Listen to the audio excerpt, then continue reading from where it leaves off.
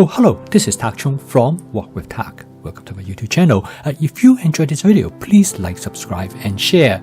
Please feel free to write to me at walkwithtak@gmail.com if you have any question regarding to this video or any other videos that I've posted in the past. If you have any comment or a video that you would like me to make, please enter it below. And I'm looking forward to hearing from you. This video is a response to a friend of mine from Portland, Oregon. She asked me what kind of Chinese soup that is good for the winter time. Now this is a soup that I remember a great deal when I was a child. It is a soup that made from winter melon and several different kind of vegetables. Now winter melon is very popular in making soup, but also in other type of Chinese cooking. So I saw this in the supermarket and I decided I'm going to buy it and make a winter melon soup.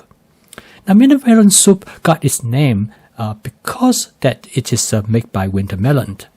Winter melon is a very popular melon in Chinese cooking, as well as in many other type of Asian cooking. Winter melon is a gore and frequently known as a wax gore because it has a wax surface.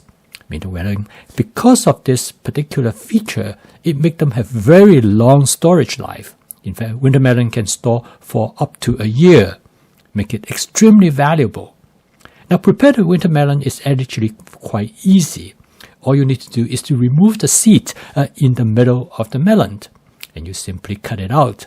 And you cut the melon into little pieces, about the right size, that it's easier for you to cut off the skin. And in this case, it will make it very convenient. Cutting off the skin is a much easier way to remove the skin. And then you cut it to the size that is suitable for you to either stir fry or to make it in a soup.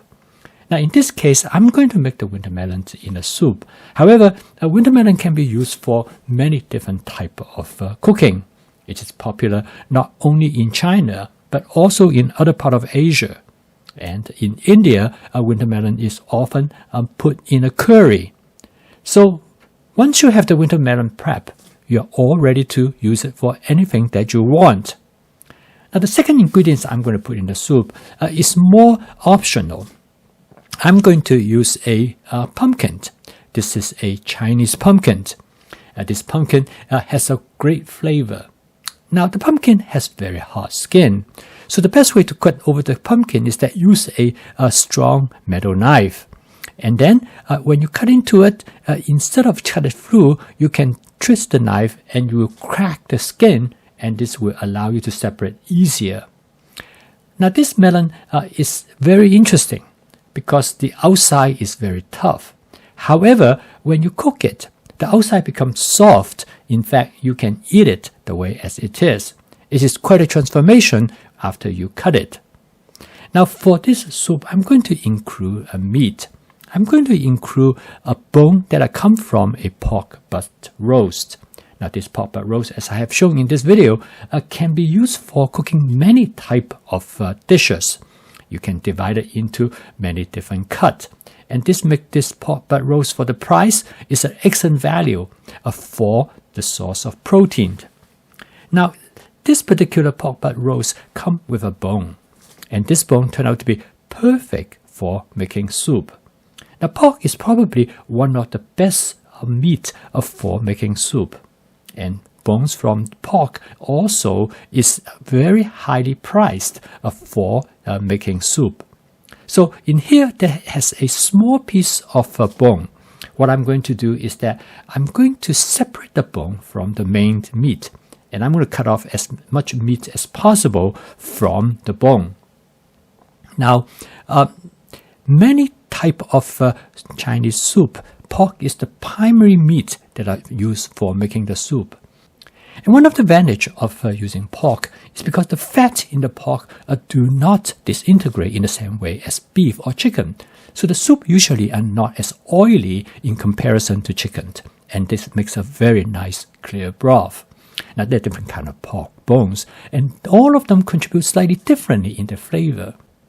And according to some people, that by using a combination of different type of bone will provide you with the best flavor. But in this case, I'm just going to use this particular piece of bone. I'm going to freeze it and it will be ready for me to use whenever I want it. And the nice thing is that when I'm ready to use this particular bone, I can take it directly from the freezer and put it into, in this case, a pressure cooker, an instant pot-like pressure cooker. And that's all I need to do, which make it extremely convenient. Another ingredient that are commonly found in most Chinese broth is the use of shiitake mushroom. I have a video which I describe how to prep and use shiitake mushroom. And for this particular dish, I'm going to use about 5 or 6 shiitake mushroom. I'm going to hydrate them, and I have a method that I can hydrate it in about 5 to 10 minutes. And this will allow you to ready to cook it very quickly. And for this reason, a shiitake mushroom is really wonderful for the purpose of a soup. So I'm all ready. Now, to cook this dish actually turned out to be really easy, particularly if you have advanced prepping. Now, in this case, I already had the winter melon all prepped and ready to go. And I also have available to me the pumpkins. And then the other thing that I did not talk about is the use of carrot. Now, this particular soup provide great flavor, and all of these ingredients contribute to the flavor and give the soup a very wonderful natural flavor of the food ingredients. It also will allow you to eat a lot of vegetables. And of course, the meat is optional. You don't have to put in the meat, but the meat always adds a flavor to the dish. And furthermore, the meat can be used as a substantive item while you enjoy the soup. So this will also give you a nice source of protein. And in order to cook this soup, most of the time people will cook it in a pot. And that will usually take several hours. And this is the advantage of using a pressure cooker such as an instant pot. In this case, it only takes about 30 to 35 minutes. And then you have to allow the pressure to come down. So it add another 20 to 30 minutes. Okay, when the soup is ready, the next step is for me to season the soup. I usually season it right at the end after the soup is done. Because in this case, I can taste the flavor of the soup. And the natural flavor obviously comes from the ingredients that I use to make the soup. So this way, it will allow me to decide how I'm going to season it, whether I wanted to add salt or not. Most of the time, I only use my wok with tart basic seasoning mix. Now, the wok with tart basic seasoning mix turned out to be one of the most effective way to make the soup taste great because it adds umami flavor to the soup. And this will become a substitute for using salt. It makes the soup much more savory than any other way. And the ingredients in the soup also provide great natural flavor. This comes from the winter melon, the pumpkin, the carrot, as well as the shiitake mushroom. So it's much better for me to cook the soup first, and then I can taste it and decide how I want to season it any further.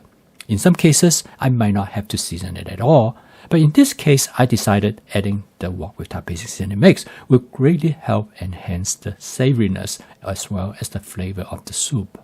Now, this broth is very delicious in flavor, and I really enjoy it.